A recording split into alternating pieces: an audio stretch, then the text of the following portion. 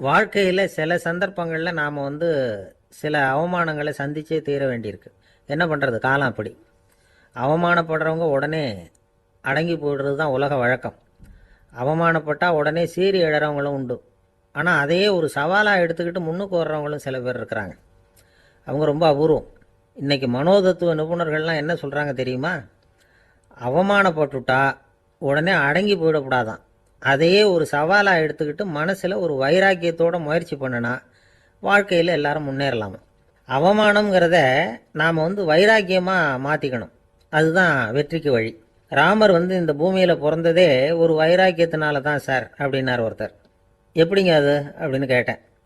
அவர் சொன்னார், தசரதருக்கு ராமர் குழந்தையா பிறக்கணும், அப்போ தான் இங்கே இருக்கிற கஷ்டங்கள்லாம் நீங்கும் அப்படின்னு சர்வ லோகமும் எதிர்பார்த்துக்கிட்டு இருக்குது. ஆனால் அவர் எப்போ பிறப்பார் அப்படின்னு யாருக்கும் தெரியல. அந்த காரியம் சீக்கிரம் நடக்கணுமே, அதுக்கு என்ன பண்ணுறது? நாரதர் வந்தார் ஒரு நாள் தசரதரை தேடி. தசரதா, உனக்கு ஒரு செய்தி தெரியுமான்னு ஆரம்பித்தார். அவர் எப்பவும் இப்படித்தானே ஆரம்பிக்கிறது வழக்கம். என்ன விஷயம்னு கேட்டார் தசரதர். தசரதா, நீ அடிக்கடி உன்னோட தேரில் ஏறிக்கிட்டு தேவலோகத்துக்கு போகிற, அங்கே போகிற வர்ற எல்லாம் பண்ணிகிட்ருக்க, எல்லாம் சரி. தேவலோகத்துலேயும் உன்னை நல்லபடியாக தான் வரவேற்கிறாங்க. தேவேந்திரன் உன்னை பிரியமாக அழைச்சிட்டு போய் தன்னுடைய அரியாசனத்திலேயே தனக்கு பக்கத்திலேயே உட்கார வைக்கிறான். நீயும் சந்தோஷமாக உட்காந்து பேசிவிட்டு வந்துடுற. ஆனால் நீ இங்கே வந்ததுக்கு அப்புறம் அங்கே என்ன நடக்குது தெரியுமா உனக்கு அப்படின்னாரான் நாரதர். என்ன நடக்குது எனக்கு ஒன்றும் தெரியலையே அப்படின்னாரான் தசரதர். நாரதர்கிட்ட கிட்டத்தில் கேட்டிருக்கார், கொஞ்சம் சொல்லுங்கள் என்னது அப்படின்னு. அவர் நெருங்கி வந்தாரான் நாரதரும். மெதுவாக அவர் காதோட காதாக சொன்னாராம். அதாவது நம்ம பாஷையில் சொல்லப்போனால் பற்ற வைக்கிறார். நீ அங்கே தேவேந்திரங்கிட்ட உட்காந்து பேசிவிட்டு வந்த பிறகு நீ அங்கே உட்காந்துருந்த அரியாசனத்தை தண்ணி ஊற்றி கழுவி சுத்தப்படுத்துகிறாங்க. நீ என்ன அந்த அளவுக்கு சுத்தம் இல்லாத ஆளா, தினம் குளிக்காமையாக இருக்கிற அப்படின்னாராம். தசரதருக்கு இது ரொம்ப அவமானமாக போயிட்டுது. அப்படியே செய்கிறாங்க அப்படின்னாராம். ஆமாம், நீ வேணும்னா நான் சொல்கிறது உண்மையா இல்லையா அப்படின்னு சோதனை பண்ணி பார்த்துக்கோ அப்படின்னாரான் நாரதர். உடனே தசரதர் இதுக்காகவே புறப்பட்டு தேவலோகம் போனார். அங்கே வழக்கம் போலவே இவரை கூப்பிட்டு உட்கார வச்சு பேசிக்கிட்டு இருந்தான் தேவேந்திரன். கொஞ்ச நேரம் பேசிக்கிட்டு இருந்துட்டு சரி நான் கிளம்புறேன்னு புறப்பட்டார். சரி, அவனும் வாசல் வரைக்கும் வழி அனுப்பி வச்சுட்டு உள்ளே போயிட்டான். தசரதர் வெளியில் கொஞ்சம் நேரம் மறைஞ்சி இருந்துட்டு மெதுவாக உள்ளே எட்டி பார்த்தார் என்ன நடக்குதுன்னு. நாரதர் சொன்னது உண்மைதான். தசரதர் உட்காந்துருந்த ஆசனத்தை அங்கே 2 தேவர்கள் கழுவி சுத்தப்படுத்திக்கிட்டு இருக்கிறாங்க. தசரதரால் இதை தாங்கிக்க முடியல. அவருக்கு ரொம்ப அவமானமாக போச்சு. நேராக கிடுகிடுன்னு தேவேந்திரங்கிட்டே போனார். நான் உட்காந்துருந்த இருக்கையை சுத்தம் பண்ணுறியே, நான் என்ன அந்த அளவுக்கு பாவியா அப்படின்னு கேட்டார். ரொம்ப கோபமாக கேட்டார். தசரதரே, மனுஷனுக்கு 3 கடன்கள் உண்டு. தேவ கடன், ரிஷி கடன், பித்ரு கடன். இதை தீர்க்காதவன் பாவியாகிறான். இதில் மகனை பெறுவதால் தான் பித்ரு கடன் தீரும். உனக்கு மகன் கிடையாது, அதனால் நீ பாவியாகிற. பாவி உட்கார்ந்துருந்த இடம்ங்கிறதுனால அதை சுத்தம் செய்ய வேண்டியது எங்கள் கடமை அப்படின்னு நானான் தேவேந்திரன். இந்த இடத்துல தசரதருக்கு ஏற்பட்ட அவமானம் ஒரு வைராக்கியமாக மாறிச்சு. தேவேந்திரனே கேட்டுக்கோ, ஒரு மகனை பெற்ற பிறகு தான் இந்த சபையில் மறுபடியும் அடி எடுத்து வைப்பேன் அப்படின்னு சொல்லிவிட்டு போயிட்டாரான். போய் புத்திர காமேஷ் யாகம் பண்ணார். புத்திரர்கள் பிறந்தார்கள். இந்த கதையில் உள்ள கருத்து என்னன்னா, தேவேந்திரன் தசரதரை அப்படி அவமானப்படுத்தலைன்னா அவருக்கு இப்படி ஒரு வைராக்கியம் பிறந்திருக்குமா? யோசிச்சு பார்க்கணும். நமக்கு ஏற்படுகிற சில அவமானங்களையும் வைராக்கியமாக மாற்றிக்குவோம். அப்படி மாற்றிக்கிட்டோம்னா வாழ்க்கையில் முன்னேறலாம். நம்ம ஆளுங்க சில பேர் அவமானத்தை வைராக்கியமாக மாற்றிக்கிறது எப்படி தெரியுமா? நம்மகிட்ட ஒரு பையன் சொன்னான், எங்கள் அப்பா என்னை எல்லாருக்கும் முன்னாடி வச்சு திட்டிவிட்டார், பொறுப்பு இல்லாமல் ஊர் சுற்றுறேன்னு சொல்லி அவமானப்படுத்தி விட்டார். இனிமேல் நீ என் முகத்திலேயே முழிக்காதரா போடான்னு வேற சொல்லிவிட்டார். எனக்கு ரோஷம் வந்துட்டுது. அந்த அவமானத்தை வைராக்கியமாக மாற்றிக்கிட்டேன். அன்னையிலேருந்து அவர் முகத்திலேயே முழிக்கிறது இல்லை அப்படின்னா. அப்படியான்னு கேட்டோம். ஆமாங்க, அவர் வீட்டில் இல்லாத நேரமாக பார்த்து உள்ள சமையல் கட்டுக்கு போய் சாப்பிட்டுட்டு நைஸாக வெளியில் வந்துடுவேன் அப்படிங்கிறான். ஒரு விவசாயி விதைக்கிறதுக்காக வயல்வெளி பக்கம் போகிறார். விதைகளை அள்ளி வீசினார். அப்போ என்ன ஆச்சுன்னா, சில விதைகள் பாதை ஓரத்தில் விழுந்தது. சில விதைகள் முள் செடிகள் மண்டி இருந்த புதருக்கு இடையில் விழுந்தது. சில விதைகள் நல்ல நிலத்தில் விழுந்தது. பாதை ஓரத்தில் விழுந்த விதை என்ன ஆச்சுன்னா, அதெல்லாம் பறவைகள் கண்ணில் போட்டுவிட்டுது. உடனே உட்காந்து கொத்தி தின்னுட்டு போட்டுது. அதிகமாக மண் இல்லாத பாறை பகுதியில் விழுந்த விதையெல்லாம் லேசாக வேர் விட்டு முளைக்க ஆரம்பிச்சுது. அதுக்கப்புறம் வேறு கீழேயும் ஆழமாக போக முடியல, மேலேயும் சூரிய வெப்பம் அதிகம் தாங்க முடியல, எல்லாம் காஞ்சி கருகி போட்டுது. புதர் பகுதியில் சில விதைகள் விழுந்தது இல்லையா, முள் செடிகள் காடாக மண்டி போயிருந்தது. அதனால் முளைச்சி வர்ற செடிக்கு நெருக்கடி அதிகமாக போட்டுது, சரியாக வளர முடியல, விளைச்சலும் சரியா இல்லை. நல்ல நிலத்தில் விழுந்த விதைகள் மட்டும் நல்லா முளைச்சிது, நல்லா வளர்ந்தது, விளைச்சலும் பிரமாதமாக இருந்தது. இந்த கதையை சொல்லிவிட்டு கேட்க செவியுள்ளோர் கேட்கட்டும் அப்படிங்கிறார் இயேசு பெருமான். ஆமாம், இயேசு கடலில் நின்ற படகு ஒன்றில் உட்காந்துருக்கிறார். கடற்கரையில் ஏராளமான மக்கள் உட்காந்துருக்கிறாங்க. அந்த சமயத்தில் தான் இயேசு ஓமைகள் மூலமாக மக்களுக்கு பல உண்மைகளை சொல்லிகிட்டு இருக்கிறார். மக்கள் அந்த கதையை கேட்டுட்டு ஒன்றும் புரியாமல் முழிக்கிறாங்க. அதை கவனித்த இயேசு அந்த ஓமையை விளக்க ஆரம்பித்தார். இதில் அந்த விதைக்கிறவர் தான் இறைவன். அவருடைய வார்த்தைகளை விதைக்கிறார். அந்த வார்த்தைகளை கேட்கிற மக்கள் அந்த விழுந்த விதைகள் மாதிரி 4 வகையானவர்கள். சில பேர் பாதை ஓரத்தில் விழுந்த விதைகள் மாதிரி. இறைவன் வார்த்தைகளை அவங்க கேட்குறாங்க, ஆனால் தீய எண்ணங்கள் செய்கைகள் மூலமாக விதைக்கப்பட்ட வார்த்தைகள் அழிஞ்சு போடுது. இறைவன் வார்த்தைகளை கேட்ட உடனே மகிழ்ந்து போய் உடனே சில பேர் அதை ஏற்றுக்கிறாங்க. இவங்கெல்லாம் அந்த பாறை பகுதியில் விழுந்த விதைகள் மாதிரி. அதனால் இவங்கெல்லாம் வேறு இல்லாதவங்க, கொஞ்ச காலத்துக்கு இறை வார்த்தைகளுக்கு கீழ்ப்படிந்து நடப்பாங்க. அதனால் ஏதாவது இடைஞ்சல் ஏற்பட்டால் உடனே தடுமாறுவாங்க, தங்கள்கிட்ட இருக்கிற நல்ல பண்புகளை விட்டுட்டு பாவ வழிகளுக்கு போயிடுவாங்க.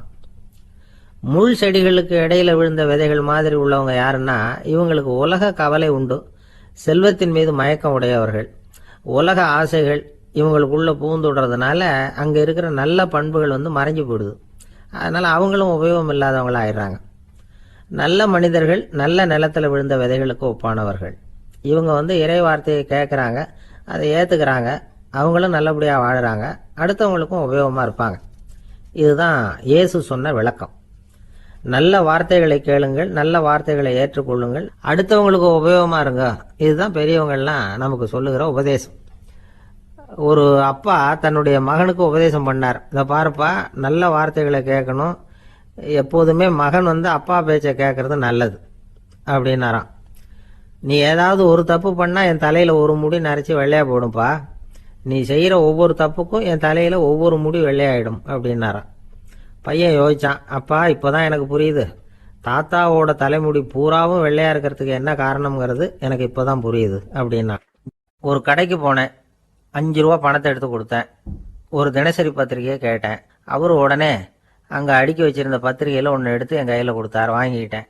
மீதி பணத்தை எடுத்தார், அதையும் என் கையில் கொடுக்கணும்ல, கொடுக்கல, எதிரில் இருந்த பலகையில் வச்சு எடுத்துக்க சொன்னார்.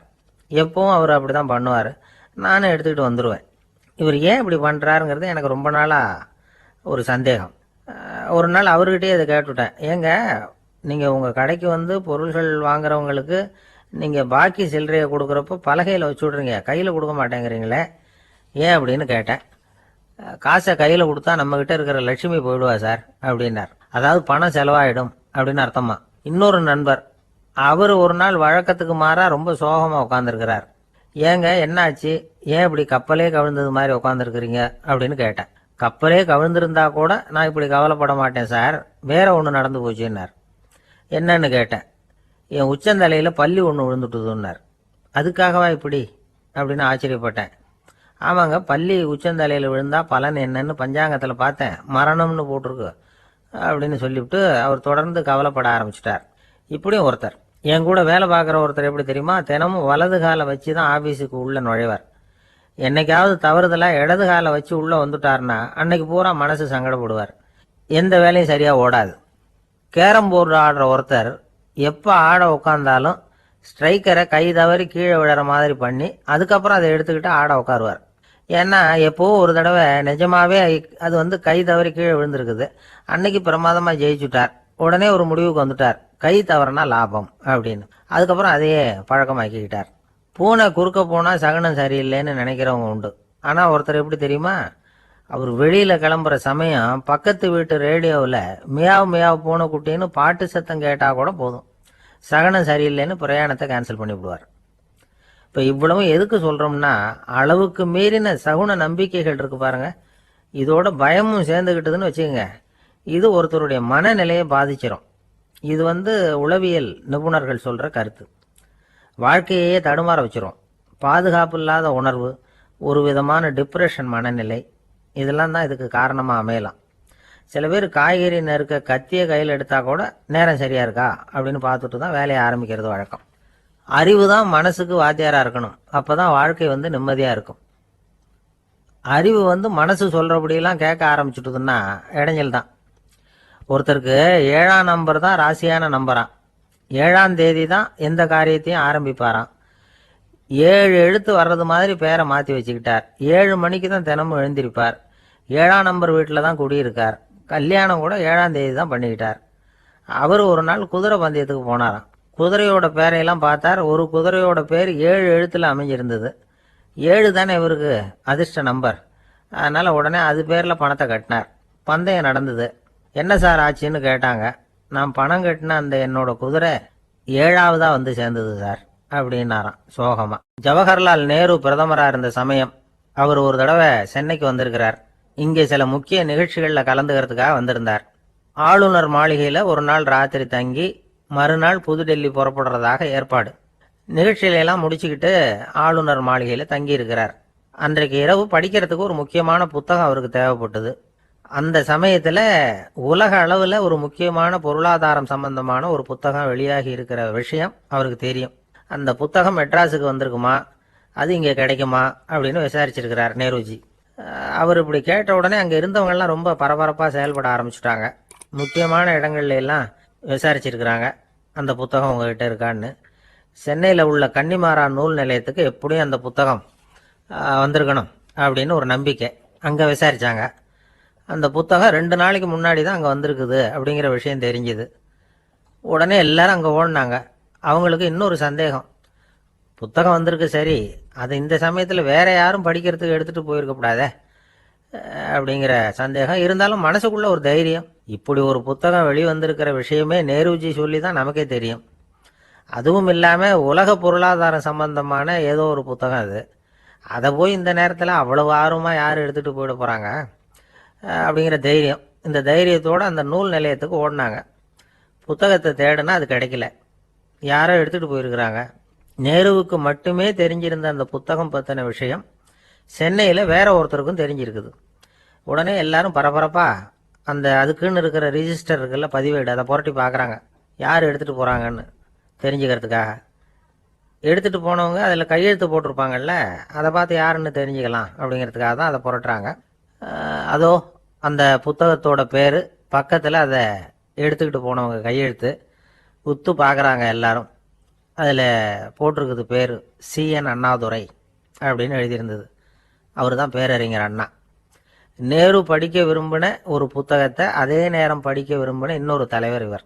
படிக்கிறதுல அவருக்கு இருந்த ஆர்வத்தை நாம் தெரிஞ்சுக்கணும்னா அதுக்கு எவ்வளவோ சம்பவங்கள் இருக்குது. கடைசி காலத்தில் அவர் அடையாறு மருத்துவமனையில் படுத்திருக்கிறார். அவருக்கு ஒரு முக்கியமான அறுவை சிகிச்சை செய்ய வேண்டியிருக்குது அவசரமாக.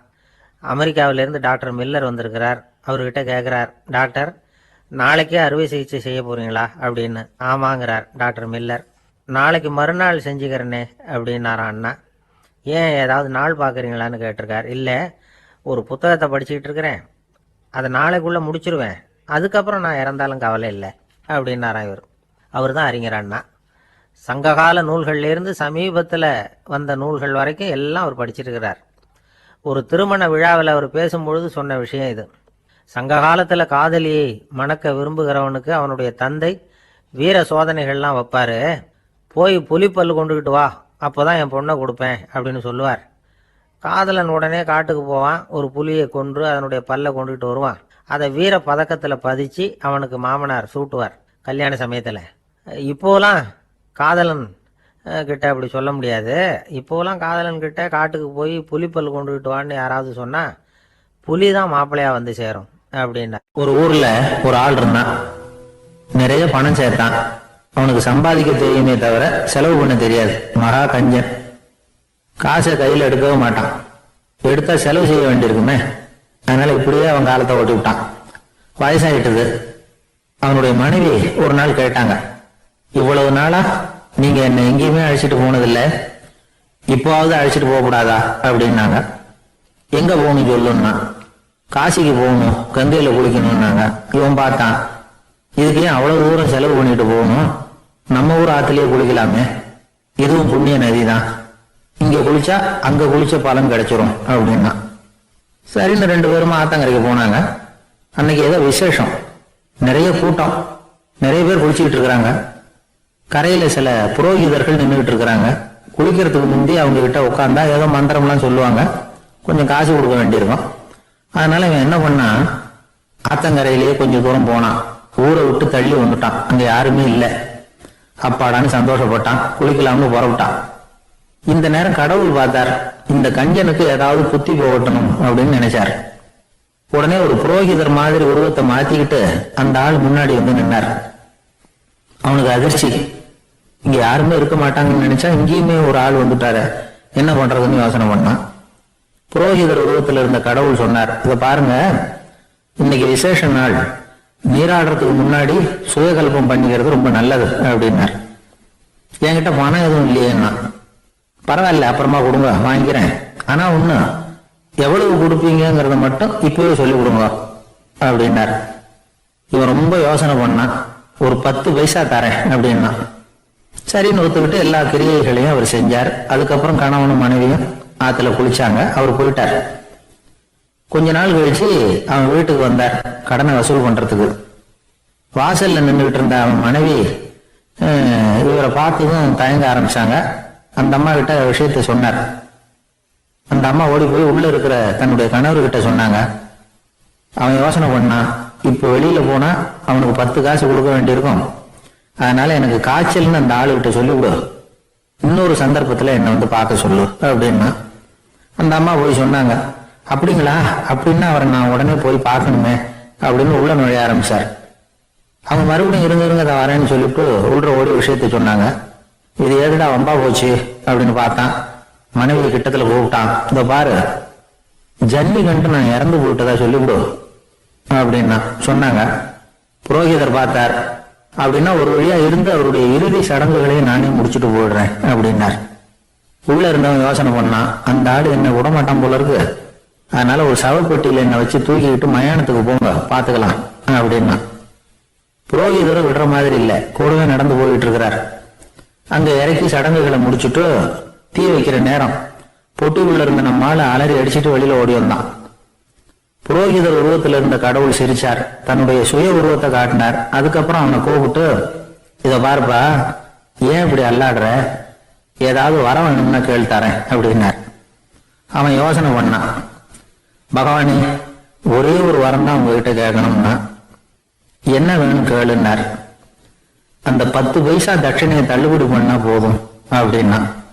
கடவுளும் சரின்னு சொல்லிட்டு போயிட்டார். இப்படி ஒரு கதையை சுவாமி சிவானந்தர் சொல்லியிருக்கிறார். செல்வந்தர்கள் பல பேர் இப்படித்தான் இருக்கிறாங்க, தாங்களும் அனுபவிக்க மாட்டாங்க, அடுத்தவங்களுக்கும் கொடுக்க மாட்டாங்க. இது மாதிரியான கஞ்சர்களுக்கு இந்த உலகம் இல்லை அந்த உலகம் இல்லைங்கிறார் அவர். இந்த கதையில கடவுள் கடன் வசூலுக்கு வந்தது மாதிரி நம்ம ஊர் ஆள் ஒருத்தன் இன்னொருத்தர்கிட்ட 10 பைசா கடன் கொடுத்துட்டான். திருப்பி வாங்கறதுக்கு நடையா நடக்கிறான். கடைசியா கேட்டான், நீ எப்பதான் கடனை திருப்பி தர போற, அதை முடிவா சொல்லுன்னா. வர்ற வியாழக்கிழமை கண்டிப்பா கொடுத்துருவேன் அப்படின்னானா அவன். அன்னைக்கு நான் ஊர்ல இருக்க மாட்டேன்னு அப்படின்னானா இவன். அதனால என்ன, நானும் தான் அன்னைக்கு ஊர்ல இருக்க மாட்டேன் அப்படின்னானா. அவர் ஒரு பெரிய குடும்பத்துல பிறந்தவர். இருக்கிற சொத்துக்கள் எல்லாத்தையும் வாரி வாங்கிவிட்டு காட்டுக்கு புறப்பட்டார் தவம் செய்யறதுக்காக. இருந்தது ஊராவும் கொடுத்துட்டார், இனிமே எதுவுமே இல்லை கொடுக்கறதுக்கு. அப்போ கடைசியா ஒருத்தன் வந்து கையை நீட்டினானா, ஐயா ஏதாவது கொடுங்கன்னு இருக்கான். அவர் பார்த்தார், கட்டி இருக்கிற வேட்டியை தவிர வேற எதுவுமே இல்லை. 8 முழம் பட்டு வேட்டி, ஜரிகை கரையோட இருக்குது. கடைசியா அதை தான் எடுத்துக்கிட்டு அவர் புறப்பட்டு இருக்கார். அவர் பார்த்தார், எதிரில் அவன் பரிதாபமா நின்றுட்டு இருக்கிறான். அந்த 8 முழ வேட்டி 2ஆ கிழிச்சார். 4 முழத்தை அவங்ககிட்ட கொடுத்தாரு. மீதி 4 முழத்தை தன்னோட இடுப்புல கட்டிக்கிட்டு அவர் காட்டுக்கு போயிட்டார். இவன் என்ன பண்ணான் தெரியுமா, கையில கிடைச்ச 4 முழத்தை எடுத்துக்கிட்டு கடை வீதிக்கு போனான். பழைய பட்டு வேட்டி ஜரிகை இதெல்லாம் விலைக்கு வாங்குற வணிகர் ஒருத்தர் இருக்கார், அவர்கிட்ட போனான். இதை விலைக்கு எடுத்துக்கிறீங்களா அப்படின்னு கேட்டிருக்கான். அவர் வாங்கி பார்த்திருக்காரு.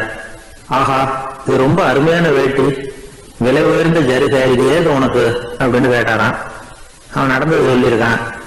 அப்படின்னா ஒண்ணு செய்ய, இந்த வேட்டியோட இன்னொரு பாதியையும் மெதுவா வாங்கிட்டு வந்துரு, உனக்கு நிறைய பணம் தர்றேன் அப்படின்னாராம் அந்த வணிகர். இவன் கொஞ்சம் யோசனை பண்ணி பார்த்தான். கொஞ்சம் இருங்கட்ட வந்துடுறேன் அப்படின்னு சொல்லி இப்ப நேரா காட்டுக்கு போனான்.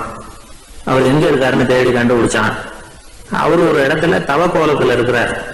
கட்டியிருந்த இடவேட்டியும் அவர் அறியாமல் நழுவி கீழே விழுந்து கிடக்குது. இவனுக்கு ரொம்ப வசதியா போச்சு. அவரை கேட்க வேண்டிய அவசியமே இல்லை. மெதுவா சத்தம் போடாம அடி மேல அடி வச்சு நெருங்கினான். அவர் கண்ணை மூடிக்கிட்டு அவர் பாட்டு நின்றுட்டு இருக்கிறார். இவன் மெதுவா போய் கீழே கிடந்த அந்த துணியை எடுத்துக்கிட்டு சத்தம் போடாம திரும்பி நடந்தான். ஒரு 2-3 அடி எடுத்து வச்சிருப்பான். அப்படி ஓட ஆரம்பிக்கிற சமயத்துல அவன் காலில் கீழே கிடந்த முள்ளு ஒண்ணு நறுப்புன்னு கழிச்சுட்டு வலி தாங்க முடியாம அம்மான்னு கத்திருக்கான். இந்த சத்தத்தினால கண்ணை மூடி நின்றுகிட்டு இருந்த அவரோட தவம் கலைஞ்சது. மெல்ல கண்ணை திறந்து பாக்குறார். தன் இடையில இருந்த வேட்டி அவன் கையில இருக்கு. இப்ப அவர் நினைக்கிறார், என்ன நினைக்கிறாருன்னா, இந்த வேட்டி மீது நான் வைத்த ஆசை அல்லவா அவனை திருடனாக ஆக்கி விட்டது அப்படின்னு நினைச்சாராம். இந்த வேட்டி மேல நாம வச்ச ஆசை அவனை திருடும்படி ஆக்கிவிட்டது அப்படின்னு நினைச்சாராம். இது எப்பேற்பட்ட மனநிலை அப்படிங்கறத கொஞ்சம் யோசனை பண்ணி பாருங்க. தான் ஒரு பொருள் மேல வச்ச பற்று இன்னொரு மனிதன் திருடனாக ஆகிறதுக்கு காரணம் ஆயிட்டதேன்னு நினைக்கிறார்.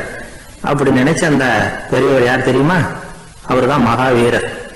இழந்துட்டேங்கிறிய, நீ என்னத்தை கொண்டுகிட்டு வந்த எங்க இழந்துடுறதுக்கு?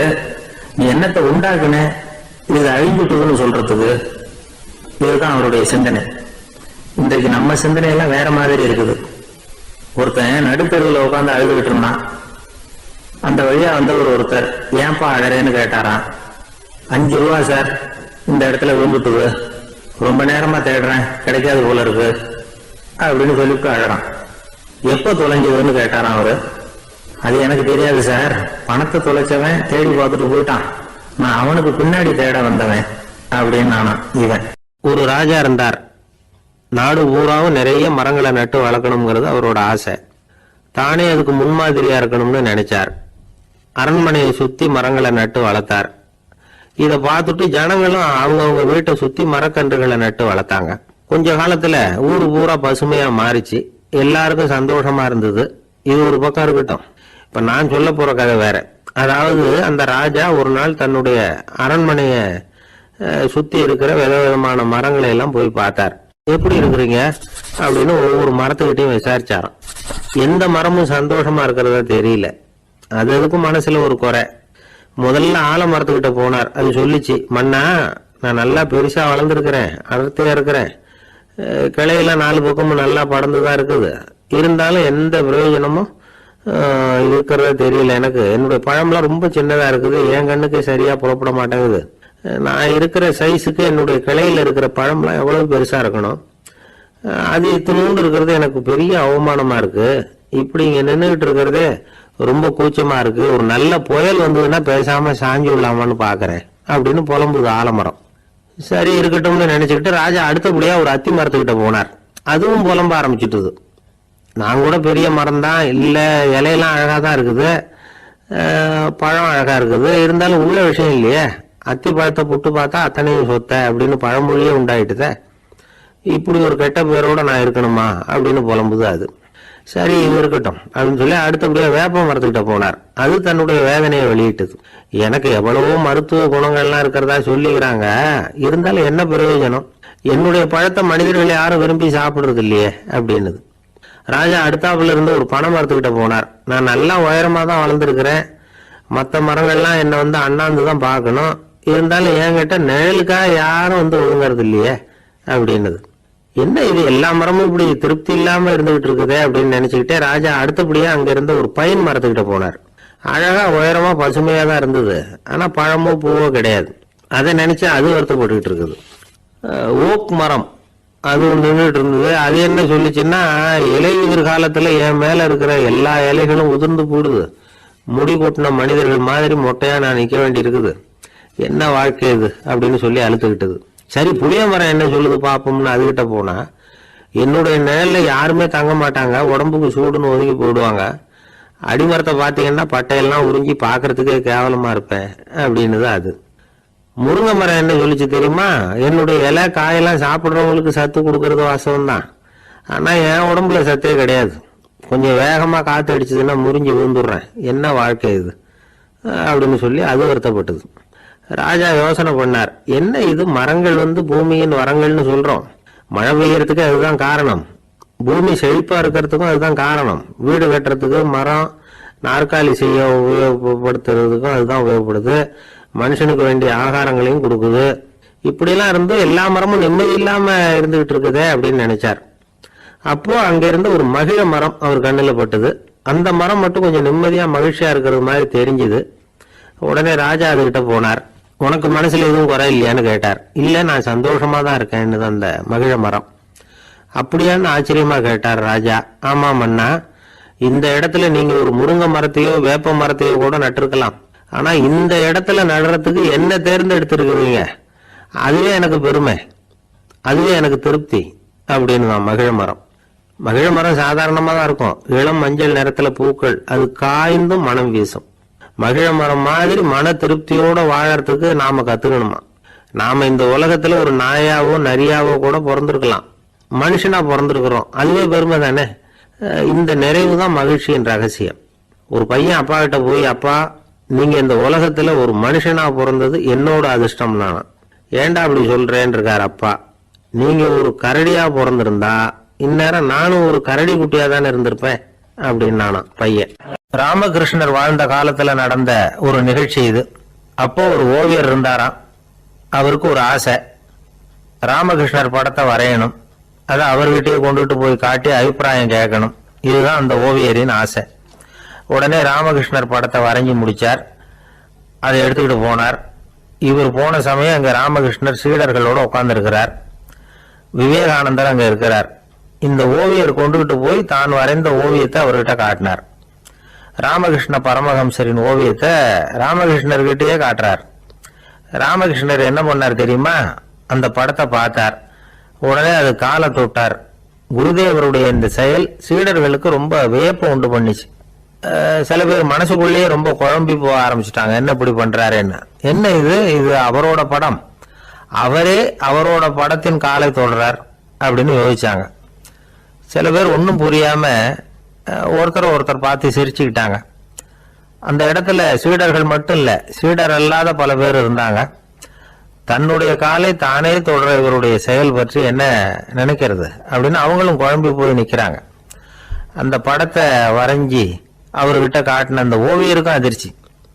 இருந்தாலும் அவர் சீடர் கிடையாது, அதனால கொஞ்சம் துணிச்சலை வர வச்சுக்கிட்டு கேட்டார், என்னங்க இது, என்னால என்னுடைய கண்களையே நம்ப முடியல, இது உங்க சொந்த உருவப்படம், நீங்க உங்க சொந்த கால்களையே தொடறீங்க, இது எங்களுக்கு கொஞ்சம் சங்கடமா இருக்குதே அப்படின்னார்.